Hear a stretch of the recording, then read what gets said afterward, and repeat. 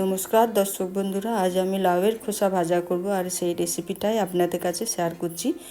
এই খোসাটা কিন্তু লাউয়ের থেকে মোটা করে খোসাটা ছাড়াতে হবে, তারপর সরু সরু করে কেটে জলে ধুয়ে আমি পরিষ্কার করে ধুয়ে প্লেটে তুলে রেখেছি। আর কড়াইয়ে সর্ষের তেল দিয়ে 2টো শুকনো লঙ্কা, হাফ চামচ কালো জিরে ফোড়ন দিলাম। দেওয়ার পর আমি খোসাগুলোকে দিয়ে দিলাম।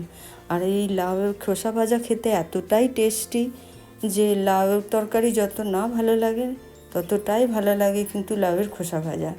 তাই হলুদ দিলাম আর স্বাদ মতো লবণ, স্বাদ মতো মিষ্টি দিয়ে নাড়াচাড়া করব।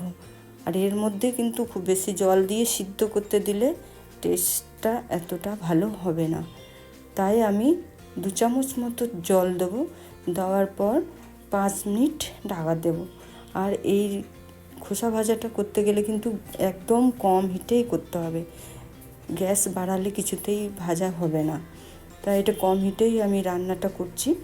এরপর নাড়াচাড়া করতে লাগলাম। এবার মিডিলে আমি 1 চামচ মতো সর্ষের তেল দেবো।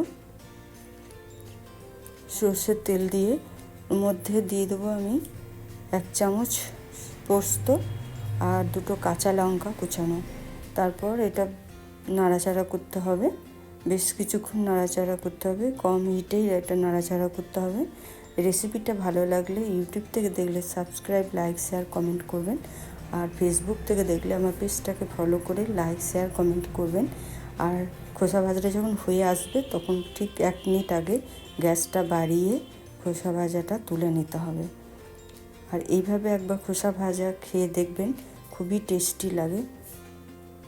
আর কেমন লেগেছে কমেন্ট অবশ্যই জানাবেন।